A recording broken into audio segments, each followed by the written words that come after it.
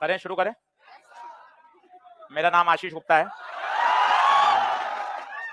आप लोगों को फिजिक्स पढ़ाऊंगा और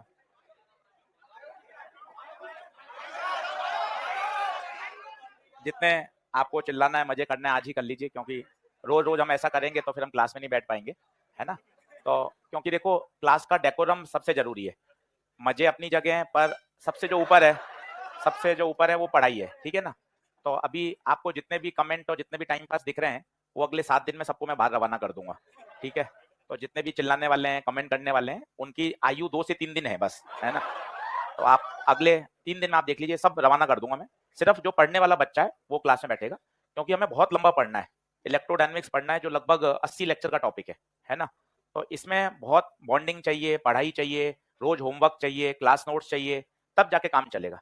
ये 15, 20, 22 लेक्चर का नहीं है जिसमें आपने मजे मजे में निकाल लिया। बड़ा टॉपिक है, तो अपन को बहुत ध्यान से पढ़ना है और धीरे धीरे धीरे चीजों को कंट्रोल करते हुए पढ़ना है कि नहीं यार, हमें सर क्लास का डेकोरम एट पार्ट चाहिए। अब इसमें क्या क्या बातें हैं, पहले मैं आपको बता देता हूं।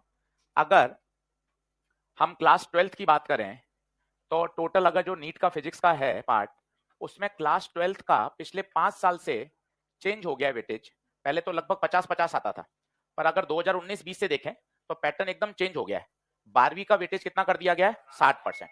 आप बैक टू बैक कोई भी पेपर उठा के देख सकते हैं। इसके अंदर भी अगर हम चलें तो 12वीं में 3 हिस्से होते हैं। एक होता है इलेक्ट्रोडायनेमिक्स, एक होता है ऑप्टिक्स, और एक होता है मॉडर्न और सेमी, ठीक है। ये 3 हिस्से होते हैं। अगर इलेक्ट्रॉनिक्स की बात करें तो लगभग यहाँ 18 से 19 क्वेश्चन आते हैं। ऑप्टिक्स की बात करें, मॉडर्न सेमी की बात करें, ऑप्टिक्स से पिछले साल 4 से 5 क्वेश्चन आए हैं, और यहाँ आते हैं मॉडर्न के 5 और 3 8। तो आप जोड़ेंगे तो 18 4 12, 12 और 18 लगभग 20 क्वेश्चन हो गए, और 20 होने भी चाहिए, 30 हो गए, 30 होने भी चाहिए। 50 का 60% कितना होता है? 30। अब मोटा मोटा क्या है, ये वाला पोर्शन, ये सबसे बड़ा है और हाईएस्ट वेटेज है इसका। इसके भी अगर हम टुकड़े करें तो सबसे ज्यादा जो वेटेज है और जो सबसे सरल चैप्टर है वो है करंट कैपेसिटर। इसके हर साल 5 से 6 क्वेश्चन आ रहे हैं। आसान क्यों है, पहले मैं आपको वो बताता हूं। क्योंकि ना इसमें कोई भी टॉपिक ऐसा नहीं है जो आपने नहीं सुना। ओम्स लॉ 10वीं से सुन रहे हैं, आर बराबर rho L by A, resistance, current, voltage, series combination, parallel combination. तो भाई ये 6 क्वेश्चन मतलब आप मान के चलो बोनस है, अगर आपने अच्छे से पढ़ लिया तो। और आसान चैप्टर है, तो अपन सबसे पहले हेडिंग डाल रहे हैं। और सभी लोगों से प्यार से रिक्वेस्ट है कि भैया पढ़ने पे ज्यादा फोकस करेंगे तो बढ़िया है। कंपटीशन का लेवल हम सब देख चुके हैं। हमारे पास इस साल 630 से ऊपर 128 एडमिशन है, 630 प्लस। इसका मतलब है, सभी को पता है, 640, 642, 645 पर जनरल कैटेगरी में गवर्नमेंट सीट कहीं नहीं मिली, है ना।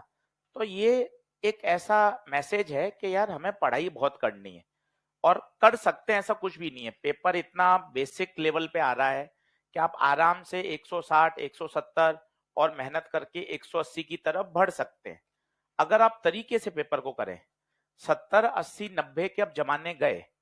10 साल पहले जब हम पढ़ाते थे तो बच्चा 100 नंबर फिजिक्स में जोड़ता था और उसका काम चल जाता था, क्योंकि 550 पे एडमिशन हो जाता था।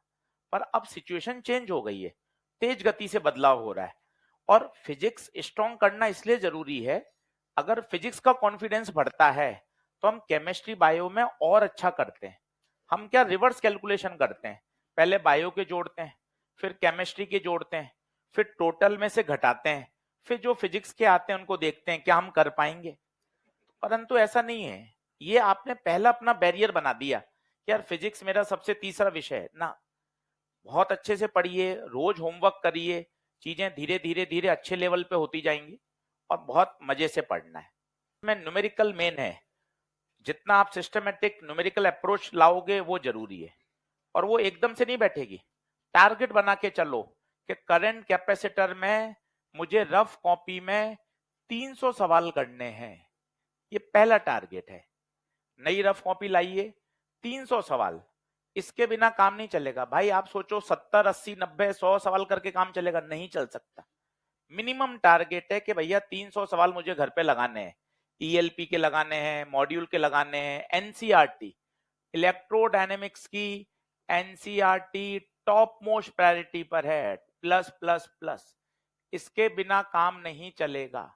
आपने पहले फिजिक्स की एनसीईआरटी पढ़ी नहीं पढ़ी कोई दिक्कत नहीं है, अपन करेंगे एक एक सवाल। एनसीईआरटी नई खरीद लीजिए, लेटेस्ट जो आई है अभी, लास्ट ईयर भी थी, लॉन्च हो चुकी थी, 2 साल से चल रही है। पुरानी एनसीईआरटी मत पढ़िए, नई एनसीईआरटी पढ़िए जिसमें कंटेंट भी चेंज है, टॉपिक डिलीट भी हुए हैं, सवाल भी डिलीट हुए हैं, अंदर की कुछ कुछ लैंग्वेज भी बदली है। और इस साल तो आपने देखा होगा जो एटम का सवाल है सुप्रीम कोर्ट तक चला गया था, फिर आईआईटी दिल्ली ने उसको सही किया था। पुरानी एनसीईआरटी में अलग था, नई एनसीईआरटी में अलग है। इसलिए पहला खर्चा आज यही करना है, नई एनसीईआरटी चाहिए, पीडीएफ नहीं चाहिए, हार्ड कॉपी चाहिए, किताब हाथ में होनी चाहिए, रफ कॉपी होनी चाहिए। रफ कॉपी जितनी भरेंगे उतना बढ़िया काम होगा, ये एकदम माइंड सेट कर लें।